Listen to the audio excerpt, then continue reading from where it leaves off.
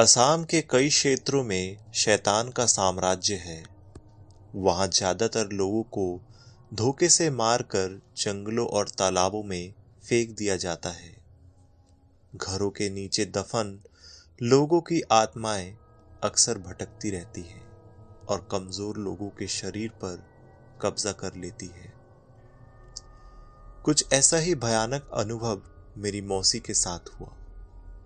ये बात तब की है जब मेरी मौसी को बेटा पैदा हुआ था और डिलीवरी के बाद उनका शरीर काफी दुर्बल और कमजोर हो गया था। उन दिनों डिलीवरी घर में की जाती थी। घरेलू इलाजों को औरतों के डिलीवरी के लिए इस्तेमाल किया जाता था। मेरी मौसी डिलीवरी के बाद आराम कर रही थी और उनके नवजात बच्चे को मेरी नानी नहलाने दूसरे कमरे में ले गई। कमरे में मेरी मौसी बिल्कुल अकेली थी और उनके पति भी गांव के बाहर गए हुए थे। घर में सिर्फ मेरी नानी और मौसी थी। डिलीवरी के बाद मौसी थकान के मारे सो गई और एक आहट से उनकी नींद खुली। उन्होंने सामने की खिड़की पर एक काला साया कमरे में आते हुए देखा। उस काले साये के बाल हवा में लहरा रहे थे और उसकी आकृति बहुत ही भयानक थी। वो अपने हाथ मौसी के गले की तरफ बढ़ा रहा था। इतने में मौसी जोर से चीखी और नानी वहां पहुंच गई। मौसी ने सारा किस्सा बताया तो नानी ने गौर किया कि उनके सिरहाने कोई चाकू या हाथ में कोई रक्षा धागा नहीं था। फिर नानी ने मौसी के हाथ में हींग और सरसों के दाने काले कपड़े में लपेटकर बांध दिया और उनके बच्चों के हाथ में भी बांध दिया। मौसी के पूछने पर नानी ने बताया कि अक्सर ऐसे काले साए कमजोर शरीर में प्रवेश करते हैं और अपनी अधूरी इच्छाओं को पूरा करते हैं। डिलीवरी के बाद नानी मौसी के पास सुरक्षा धागा और सिरहाने चाकू रखना भूल गई थी, इसलिए मौसी को उस काले साए का सामना करना पड़ा। कुछ खतरे इतनी आसानी से नहीं टलते। नानी को आधी रात को घर के पीछे किसी के रोने की आवाज आ रही थी और जब उन्होंने देखा तो एक काला साया वहां खड़ा था।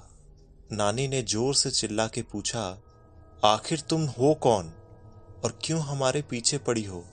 काले साए ने डरावनी आवाज में जवाब दिया, ये घर मेरा है, यहाँ से चले जाओ वरना तुम्हारा परिवार भी मारा जाएगा।